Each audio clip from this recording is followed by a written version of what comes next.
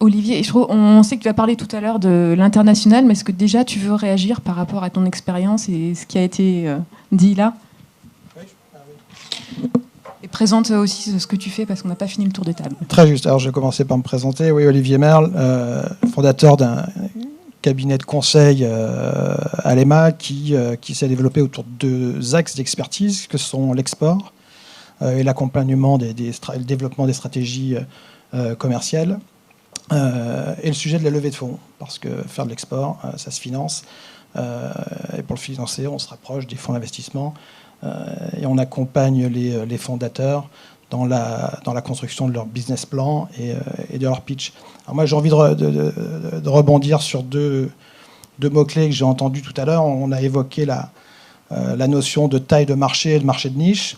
Un des soucis quand on est dans des marchés restreints ou de taille restreinte, c'est de se dire qu'il n'y a pas assez de potentiel pour éventuellement séduire un investisseur qui a de toute façon des objectifs de rentabilité à terme. Et construire un business plan sans imaginer que son partenaire financier doit sortir à un moment et sortir dans de bonnes conditions, c'est utopique en fait. Donc il faut rentrer tout de suite dans cette dynamique de réflexion-là, en se disant comment puis-je faire pour rendre mon marché plus attractif. Alors l'international, c'est effectivement une évidence, parce qu'on peut multiplier en s'intéressant, et aujourd'hui, aux marchés internationaux rapidement son marché. Les marchés européens sont largement ouverts, voire les marchés mondiaux. Les barrières à l'entrée sont relativement faibles, sauf peut-être dans la santé, où il y a encore l'aspect réglementaire qui peut impacter négativement un déploiement international.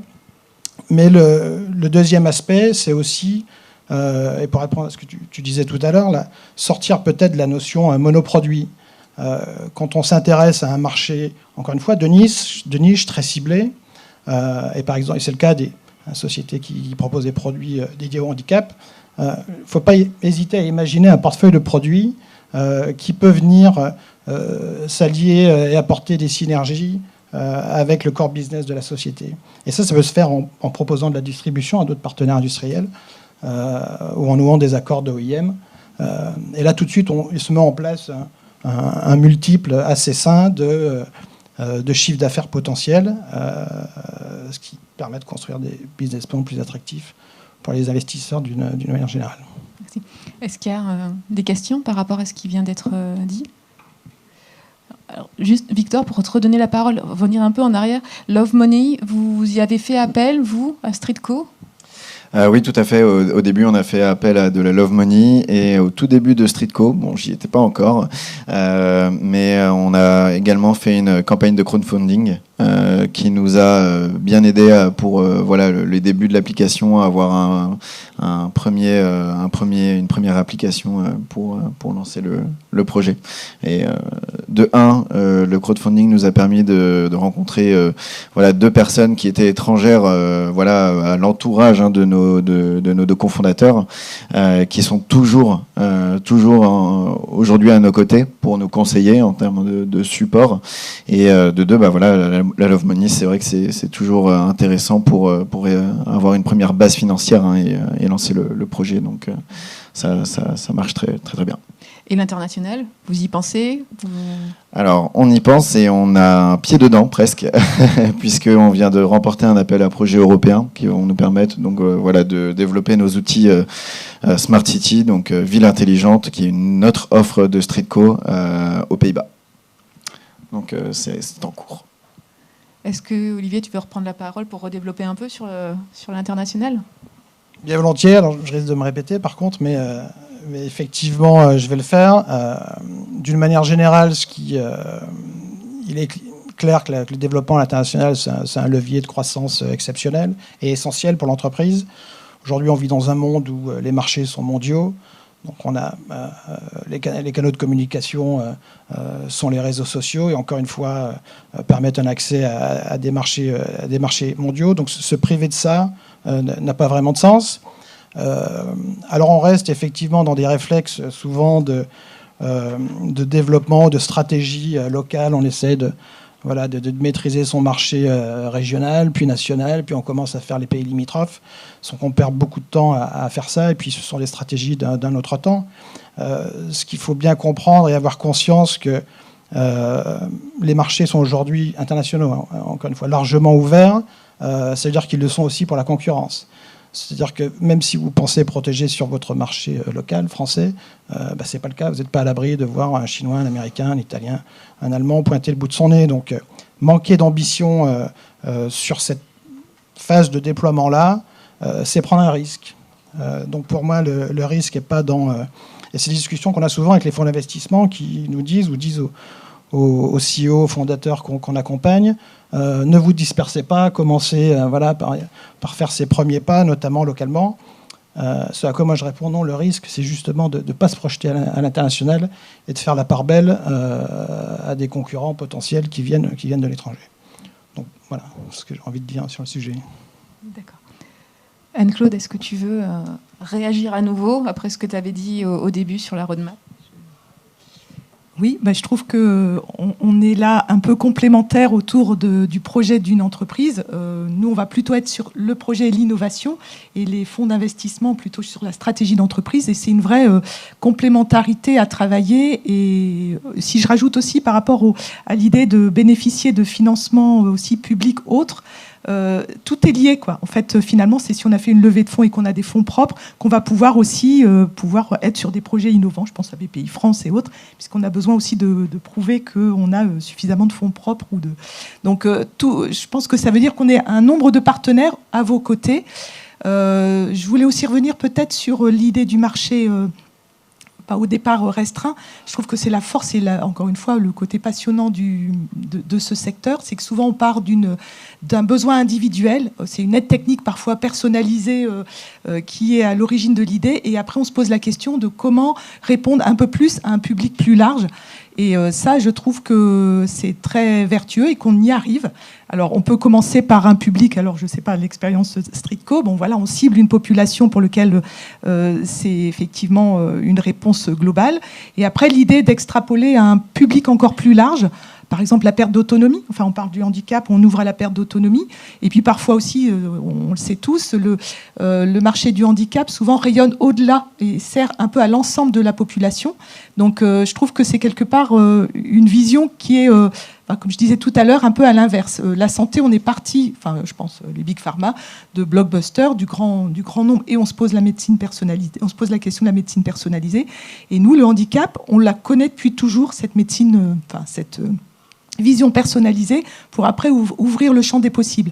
Et il y a plusieurs success stories qui montrent que ça marche bien. Après, il faut accompagner. Après, aussi, peut-être sur la question de l'international, déjà, il y a certaines réglementations qui ouvrent tout de suite le champ. Je pense, encore une fois, mon exemple des dispositifs médicaux. Parfois, ça fait peur, mais de fait, si on a un produit qui est référencé DM médical, ouvre la porte de l'international. Donc c'est OK, il faut mettre un peu plus d'énergie au départ, il faut trouver la bonne levée de fonds qui va permettre de faire toutes les étapes nécessaires à avoir ce marquage CE, donc faire les études cliniques, etc., ou les évaluations cliniques, c'est pas toujours forcément des études, mais l'intérêt c'est que de fait, vous n'avez pas besoin de refaire la même chose, c'est ouvert au moins au marché européen. Après, la question peut plus se poser sur l'accès au marché avec cette notion parfois de remboursement. Là, ça devient plus pays dépendant. La stratégie en France avec les listes de remboursement possibles par la sécurité sociale, c'est pas forcément la même démarche dans d'autres pays. Donc là, c'est un petit peu plus le parcours du combattant pour les entreprises qui doivent le faire. Et puis sur aussi, effectivement, je pense qu'on en a parlé, les stratégies d'accès au marché. Donc soit on est en direct avec au marché des personnes, donc soit par le remboursement ou soit par le financement direct par les personnes, mais aussi toutes les stratégies de co-concevoir avec d'autres entreprises. Notre brique, elle peut servir peut-être à être intégrée dans une vision plus large. Je pense que sur Streetco, il y a sûrement de quoi faire avec d'autres partenaires. Donc comment on l'aborde ? Est-ce qu'on co-développe dès le départ ou est-ce qu'on est plus à se dire on va transférer vers quelqu'un d'autre ?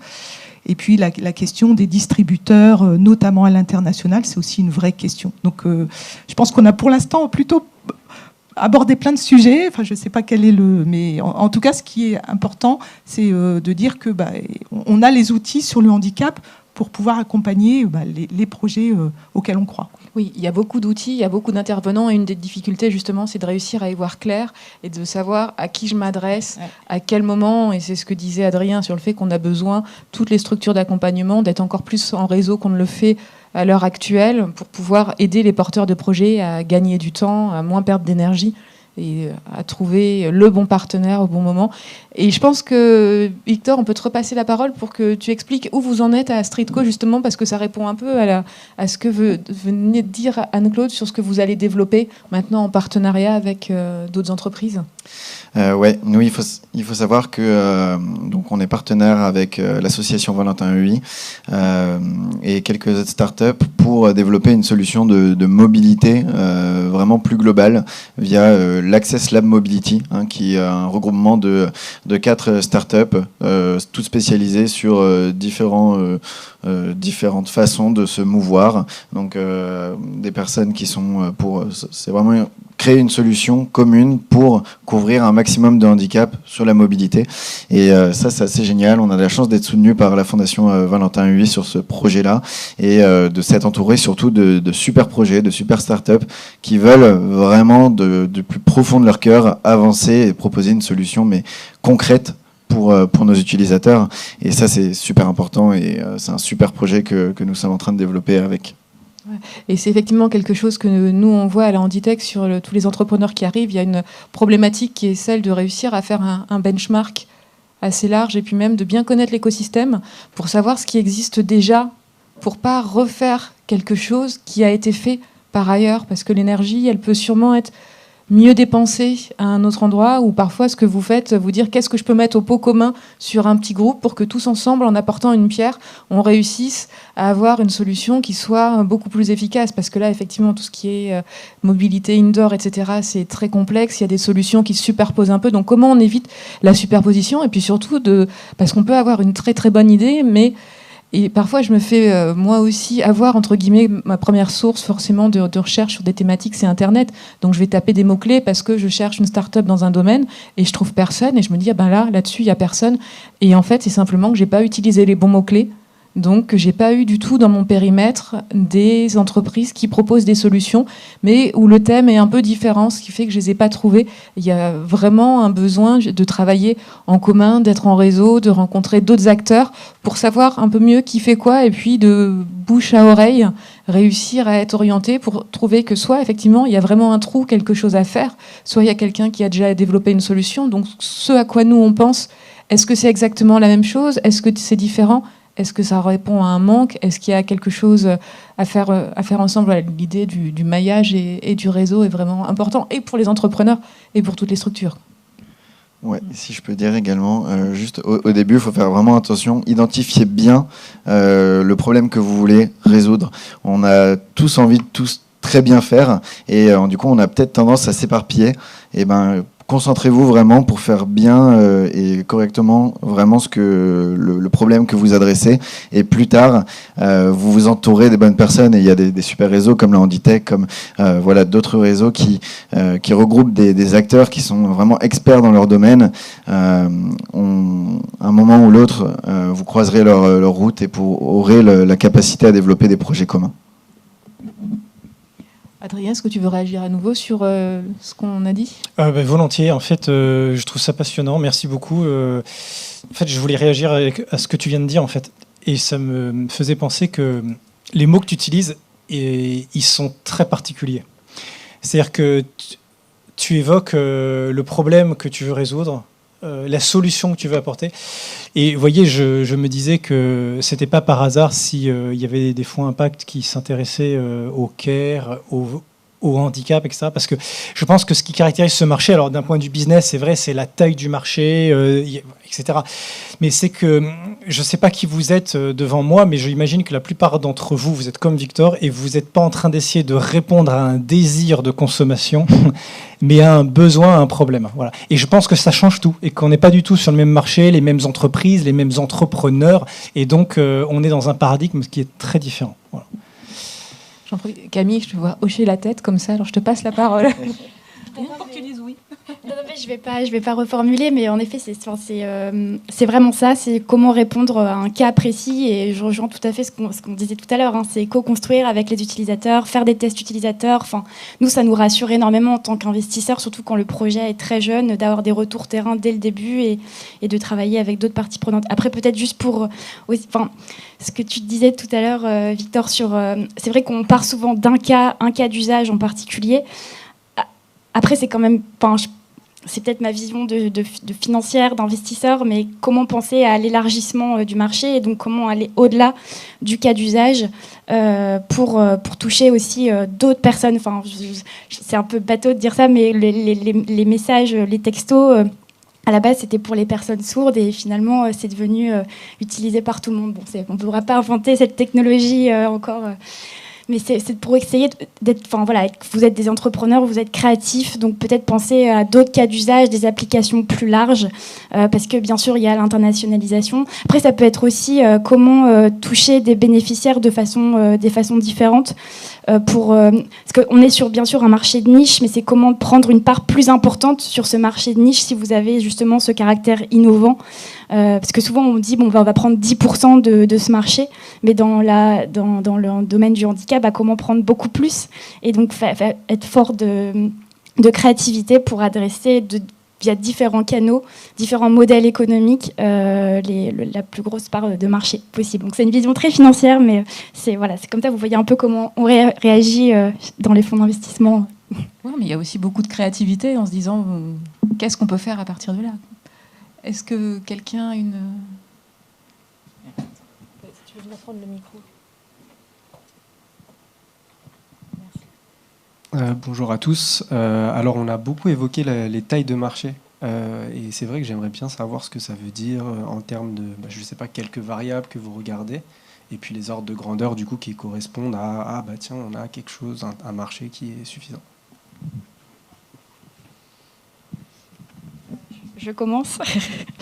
Alors, taille de marché, donc on peut avoir tendance à penser en termes de nombre de bénéficiaires. Donc, heureusement, en général, j'espère qu'on est sur un nombre de bénéficiaires plus faible, mais il faut penser aussi en termes de panier moyen. Par exemple, sur Wondercraft, si juste ils ciblent les blessés de guerre qui veulent juste remarcher, bon, il n'y en a pas beaucoup, mais comme un exosquelette, c'est déjà très cher, s'ils arrivent à pouvoir en vendre, je ne sais pas, 10 000 à un prix, bon, je ne connais pas encore vraiment les prix, mais déjà, le marché est énorme juste là-dessus. Donc, il faut penser aussi en termes de panier moyen. Et puis, je reviens sur comment prendre une part de marché plus importante en ayant un produit très innovant, en ayant une technologie très forte, mais aussi penser au cas d'usage. On peut se différencier pas seulement par la tech, mais aussi par l'usage, la facilité de prise en main du dispositif ou la facilité de prise en main de l'accessibilité du service. Et puis, penser aussi comment...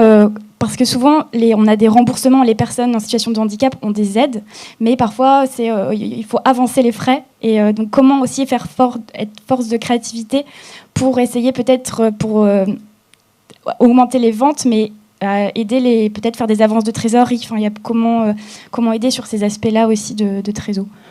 Est-ce que vous voulez réagir sur la définition de la taille de marché ? Je pense que vous aurez des choses à dire avec l'international. Non, mais Camille est très claire. Moi, j'ajouterais qu'il faut avoir aussi le coût d'acquisition en fait, du client en tête, parce que parfois, les tailles de marché peuvent être petites. En fait, ça caractérise le handicap. Mais si on rajoute là-dessus qu'acquérir un client, ça coûte très cher, c'est un frein de plus. Et puis ensuite, il y a la récurrence. En fait, si on parle d'équiper quelqu'un, c'est vrai qu'une fois que la personne est équipée et que le marché est petit qu'il est équipé, ça va être problématique. Mais parfois, des petits marchés dont l'acquisition du client est très frugale et où on peut créer une récurrence dans la solution, ça peut résoudre ce problème de taille de marché. Merci. Moi, je vais répondre un peu différemment à ce que j'ai envie de dire, parce que j'ai été entrepreneur. Donc, les acteurs de la finance raisonnent en multiples. Donc, on n'est pas sur la question de savoir s'il faut un marché à 10 millions, un marché à 50 millions ou un marché à 100 millions. Savoir si ce marché à 10 peut devenir un marché où la société peut passer de 10 millions à 100 millions ou de 2 à 25. Et c'est là que la valorisation, que l'investissement prend toute prend toute sa dimension et son intérêt. Donc, comment on fait quand on a un marché qui est restreint, un marché de niche, pour le multiplier? Donc, il y a l'international, on multiplie les pays. C'est assez simple, et j'évoquais tout à l'heure la stratégie monoproduit. Donc, qui, pour le coup, n'est peut-être pas la meilleure stratégie. Essayer de voir comment, par l'intermédiaire de partenariats ou de co-développement, voir comment on peut multiplier ou enrichir son portefeuille produit pour créer ce multiple et créer de la valeur. Et pour vos partenaires financiers, en l'occurrence. Et moi, je veux bien juste compléter. Ça me parle beaucoup ce que tu dis sur l'idée d'ouvrir avec des cas d'usage nouveaux. Il y a beaucoup d'entreprises qu'on accompagne. Vandercraft, le premier. Au départ, sa stratégie, c'était plutôt dans les établissements de santé. Et là, maintenant, il s'ouvre au domicile. Donc, ça ne va pas être le même produit. Donc, il y a encore une fois cette idée de roadmap. On démarre sur un premier cas d'usage. On le teste, on va jusqu'au bout. Et après, on a les moyens pour ouvrir les choses, adapter le produit et être sur un cas d'usage qui, finalement, va être encore plus ouvert, puisque à domicile, il y aura plus d'acteurs. La version sera plus simplifiée aussi. Enfin, c'est pas le même produit. Et je trouve que ça fait... là, c'est l'exemple Vandercraft, mais il y a d'autres types d'entreprises qui sont aussi dans cette logique-là. Beaucoup le retour à domicile, entre établissements... le parcours de vie, entre... en établissement, puis retour à domicile, et l'ouverture à la perte d'autonomie, ça j'y reviens, là c'est un marché beaucoup plus large, et il y a beaucoup de solutions qui peuvent être adaptées aux personnes âgées, ou les personnes qui sont ponctuellement en perte d'autonomie aussi. Et puis après se pose parfois la question où quelqu'un va nous dire mais ta solution là elle est super, mais elle est super dans un contexte qui est complètement différent. Il y a des startups à qui c'est arrivé, à qui c'est l'armée qui leur a dit mais ça pour nous ça nous intéresse beaucoup. Parce que pour nous, ce serait très utile. Et les entrepreneurs, à ce moment-là, se posent la question. Donc, je prends un exemple qui est réel, mais qui est très marqué. Est-ce que j'ai envie de travailler avec l'armée alors que j'étais à la base pour le secteur du handicap? Donc, on va avoir des questions d'ADN de l'entreprise. Où est-ce que je suis? Où est-ce que je veux aller? À quoi est-ce que je m'ouvre pour avoir l'impression de continuer à agir tel que je le souhaite et en même temps de profiter d'opportunités?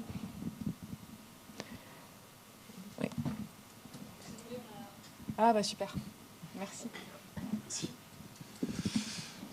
Bonjour, Frédéric Boudet, LISA, l'immobilier solidaire et associatif. Nous réalisons des habitats partagés accompagnés pour personnes en perte d'autonomie. En français, c'est des colocations pour personnes dépendantes. Merci déjà pour la qualité du débat, c'est très riche. Et je voulais rebondir sur ce que disait Camille ou Adrien sur le business plan et la mesure d'impact. Ça, c'est la base. Sinon, on ne peut pas arriver à lever de fonds. Alors après, moi, je viens de la finance, donc il faut une expertise sur ces domaines-là, mais il y a des outils. Donc, on peut arriver à sortir ces éléments assez facilement, on va dire. Quoique la mesure d'impact, attention, parce que quand on parle de perte d'autonomie, ça peut être subjectif parce qu'on va vers la dépendance, donc la dépendance va progresser. Et comment prouver que finalement notre produit apporte du bien-être par rapport à cette progression de la perte de dépendance? Donc il faut être bien accompagné sur la mesure d'impact.